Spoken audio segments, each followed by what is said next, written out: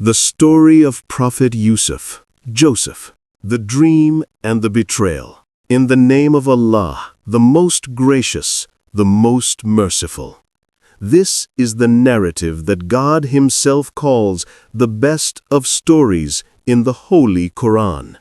The full account of Prophet Yusuf, Joseph, found entirely within Surah number 12. It is a profound lesson in patience, unwavering faith, and the certainty that no human plotting can overcome the perfect, majestic plan of the Almighty. Our story begins in the house of the noble Prophet Yaqub, Jacob. Among his sons was Yusuf, a boy of extraordinary beauty and virtue.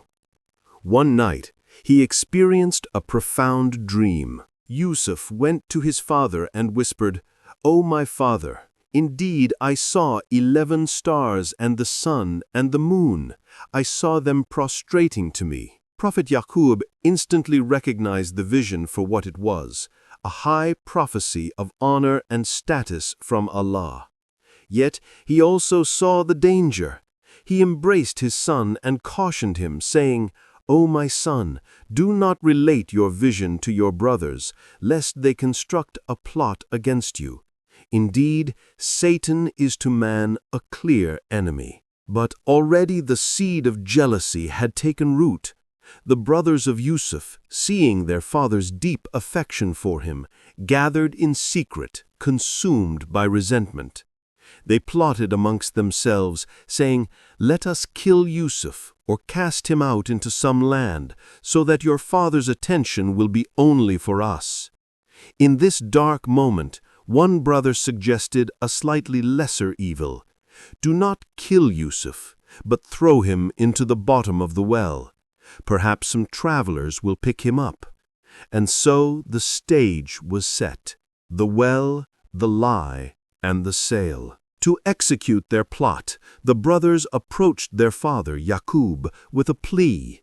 "O our father, send him with us tomorrow to enjoy himself and play, and indeed we will be his guardians." Prophet Yaqub hesitated, expressing a deep fear that a wolf might devour him. The brothers reassured him with false oaths and promises of protection. Once they had Yusuf far away, their true intentions were revealed. They stripped him and cast him into the deep, dark well. But even in the darkness, Allah gave Yusuf the first sign of His protection. We revealed to him, "You will surely inform them one day of this matter of theirs while they perceive not." This was a divine promise of comfort and future justice. The brothers then returned to their father in the evening, weeping dramatically. They presented Yusuf's shirt, stained with false blood, claiming a wolf had devoured him. Yaqub held the shirt, recognizing the deceit instantly, but showing great patience. He said, "Rather, your souls have enticed you to something. So patience is most fitting. And Allah is the one whose help is sought against that which you describe." Meanwhile, a caravan of travelers stopped by the well. They lowered their bucket, and a man called out in surprise, "Oh, good news! Here is a boy." The brothers quickly appeared, claiming Yusuf as their runaway slave. They sold him for a cheap, miserable price, just a few silver coins. Yusuf was taken to the grand city of Egypt. He was purchased by the minister of Egypt, a man of high stature, who told his wife, "Make his residence comfortable. Perhaps he will benefit us, or we will adopt him as a son." And thus a new phase began, as Allah prepared him for the great destiny that awaited him, the trial of temptation. Yusuf grew into a handsome, strong young man, gifted by Allah with wisdom and knowledge. However, his physical beauty became a source of great temptation for the minister's wife. One day, she locked the doors and attempted to seduce him. Yusuf instantly recoiled, saying, "I seek refuge in Allah. Indeed, he is my master, who has made my residence good. Indeed, wrongdoers will not succeed." Yusuf raced toward the door to escape. The Quran states he would have been tempted had he not seen the proof of his Lord, a sign that protected him. As he fled, the wife grabbed his shirt from behind, tearing it in the process. At that exact moment, they reached the door and found the minister standing there. The wife instantly lied.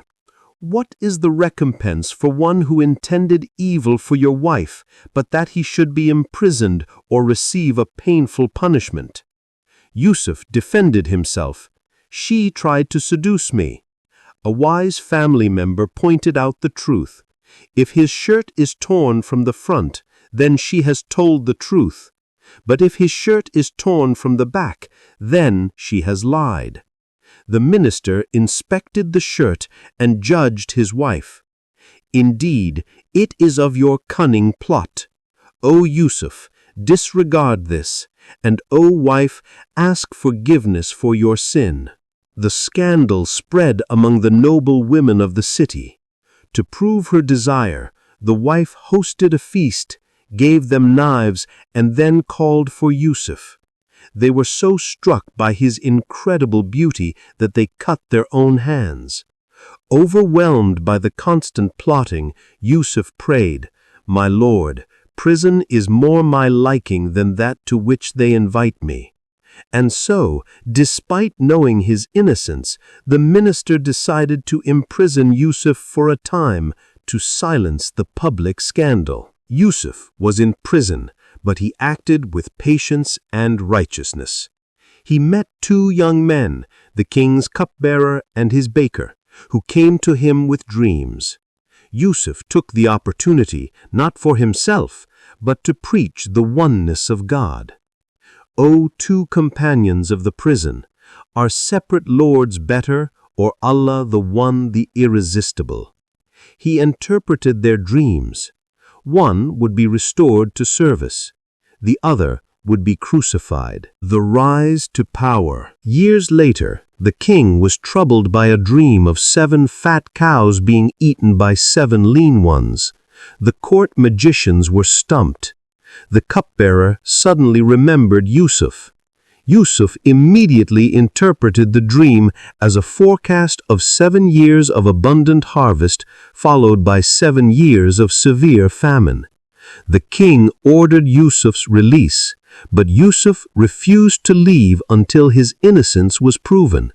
He demanded that the women confess, and the minister's wife finally admitted, "Now the truth has become evident. It was I who sought to seduce him, and indeed, he is of the truthful." Yusuf was brought before the king, who was deeply impressed. Yusuf asked to be put in charge of the storehouses. "Appoint me over the treasuries of the land. Indeed, I am a knowledgeable guardian." The king granted his request, and Yusuf ascended to a position of immense power, becoming the one who would save Egypt from famine. The famine reached Canaan, and Yusuf's 10 brothers traveled to Egypt to seek aid. They stood before Yusuf, their powerful ruler, but they did not recognize him. Yusuf recognized them instantly. He dealt with them graciously, eventually leading to a complex plan to keep his full brother, Binyamin, in Egypt, demonstrating the severity of their initial crime. The brothers returned to Canaan without Binyamin, and Prophet Yaqub's grief was overwhelming. He lamented, "Oh, my sorrow over Yusuf." He went blind from weeping, but maintained his trust in Allah's plan. "Indeed, I only complain of my suffering and my grief to Allah." Finally, the brothers returned to Egypt, begging for mercy. Yusuf could no longer hold back. He revealed himself. "Are you aware of what you did to Yusuf and his brother in your ignorance?"